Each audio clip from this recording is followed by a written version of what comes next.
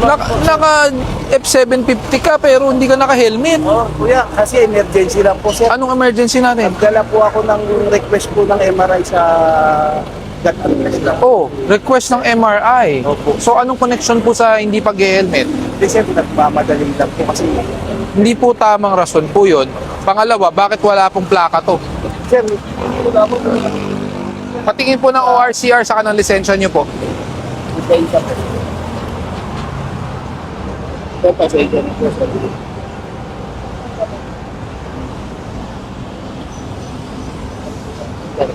ORCR po.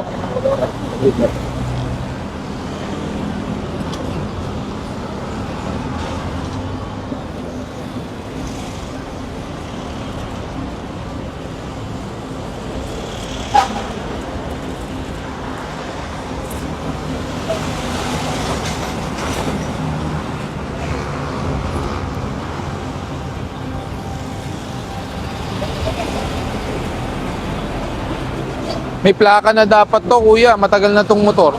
Sir, sa Pampanga ko po kasi, sir, kinuha to. Sir. Opo, pero dapat may plaka na to. Kasi hindi pa pala to 750, F700 pa to. Opo. Matagal na. Sir, ito po yung medyo natagalan po yung mga plaka sa LTO. Dapat meron na po yan eh. Patingin nga po yun. Ito lang po na, Initial violation, no helmet. Dress code. Bine-verify ko pa kung dala ang ORCR. Pag hindi, eh may impound din yan.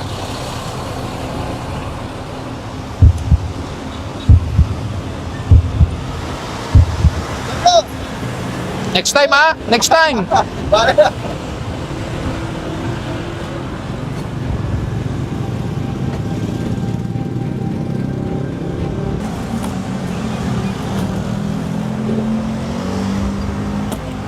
so, wala po yata ako nagagawa. Wala ka. Naku boss, pasensya ka na ha. May impound po yan. Sir, pwede po ba ako makiusap? Pag pasensya ka na, yung mga small bike ini-impound natin pag walang ORCR. Magiging hindi po tayo patas pag hindi pag pinagbigyan po kita. Yes, sir.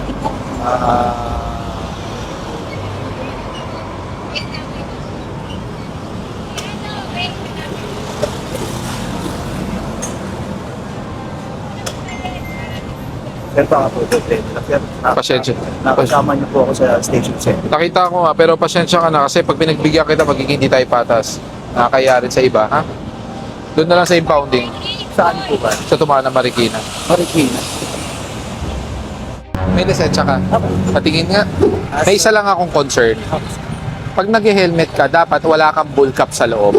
Okay, so unang-una, hindi na ganun katibay yung helmet mo. Hindi ka na mapaproteksyonan nito. Pangalawa, ayoko nagbubull cap kayo kasi mali yan. Pwede bang kukumpiskahin ko na to? Tapos titikitan kita ng bagong helmet. Bumili ka na lang ng balaklava. Okay? Halika, subukan natin. Saka punta School po. sa school. Saint St. Jude. Teacher ka? Faculty? Student po. Student. St. Jude na college. Nanood ako lagi. Alam mo ba't kita pinara? Bakit? Hindi mo alam. May lisensya ka. Patingin nga.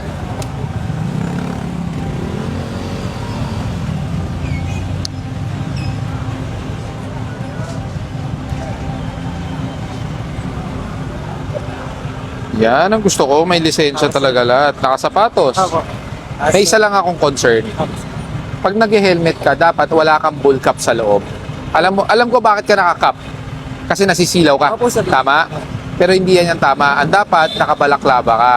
Plus, pangalawa, yung helmet mo, wala nang visor. Natanggal po yung Natanggal. At medyo may katagalan na ata. Opo. Mukhang hindi na, pero puro tama na. Tanggalin mo nga. Gano'ng katagal mo nang gamit to? Yung pagkabili ko po ng motor, Kailan mo nabili yung motor mo? August po. August. 2020 po. Medyo bago-bago pa, pero mukhang araw-araw mo kasi ginagamit. Okay, pangpasok. Hello po. Okay, so unang-una, hindi na ganun katibay yung helmet mo. Hindi ka na mapaproteksyonan nito. Pangalawa, ayoko nagbubull cap kayo kasi mali yan.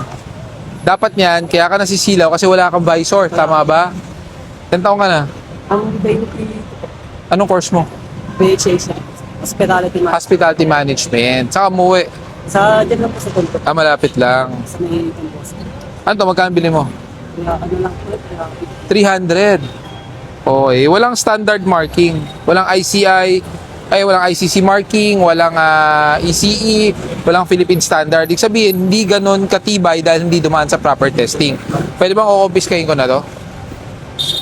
Tapos titikitan kita ng bagong helmet. Hello po, sir. O, di ba? Saan ba yung scope? Di ka naman choosy sa kulay. Hindi na, kahit ano po lang, Hindi naman. Kahit ano. Opo. Kahit ano, wag na lang.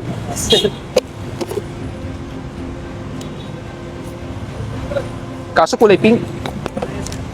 Okay lang. Napakasaw po po sir.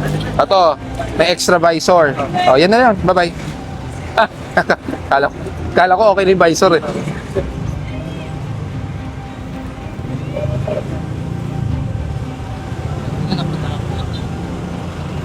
₱300 bilhin mo doon? 350. Ito, may dashbag ka pa ha. Oh, Sir.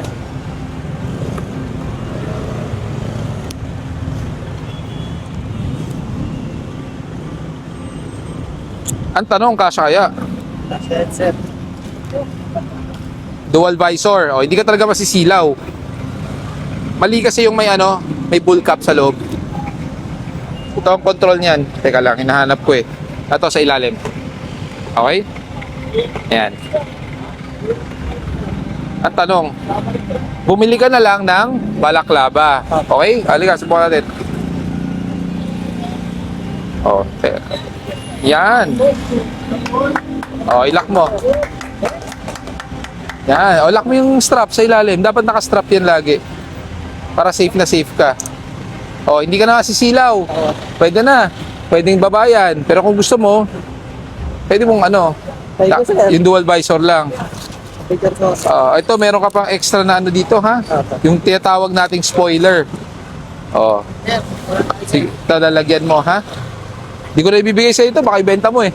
Okay? Gagamitin ko na po, sir. Sige. At bakit wala pong helmet yung bata? Tapos nakachinelas ka pa.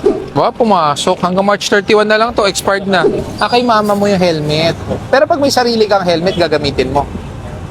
Alam mo bang kailangan nag-helmet pag nagpo-motor? Try natin, ha? At bakit wala pong helmet yung bata?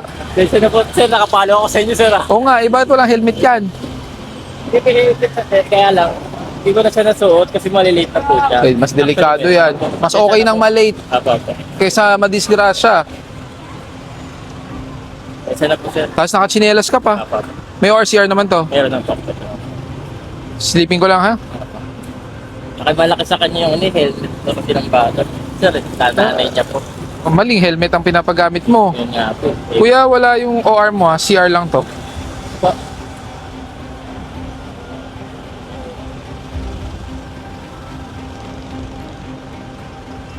Pumasok. Hanggang March 31 na lang to, expired na. Dapat problema ko ngayon, budget. Ang violation mo po, no helmet yung angkas at dress code, which is 2,000 pesos. Pangatlo, ang bata dapat hindi po sa harapan, dapat nasa likod. Okay po. Malalaman mo na pwede siyang magmotor kung abot na niya ito. Okay po. Which I think abot naman niya. 'Di ba? Mali naman po talaga ako. Sige, patitikitan na lang natin, ha? Tikitan niyo na to. Ay, sino ba to? Samyana. Pero pwede ano ko lang siya, dyan lang sa gate. Tikitan na natin para matapos na.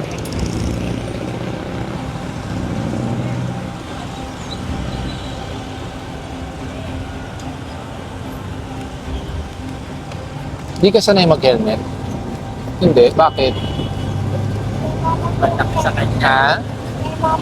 Ha? Kay mama mo yung helmet. Pero pag may sarili kang helmet, gagamitin mo.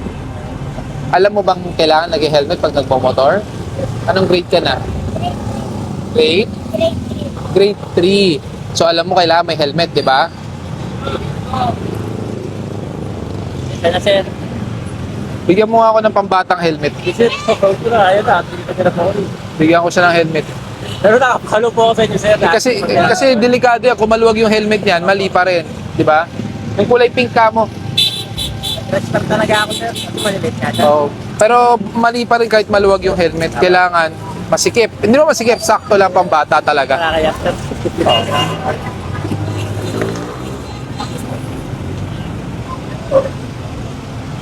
Ganito ah. Alam kong mabigat yung 2,000 pesos. Sir. So ngayon, ang ipapatikit kong violation mo, dress code na lang. Yung chinelas, 500. Iwan pa ako, sir. Magre-renew ka. O, tapos siya, bibigyan ko ng helmet para sa susunod. Kaya kayo. Pwede mo na yan. Sir, nakapalo po talaga ako sa inyo. Walang anuman.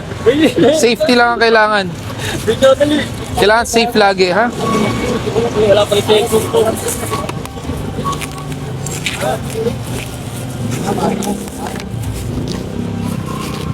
Okay ka ba sa pink? Dito niya, sir. Mahilig ka sa pink?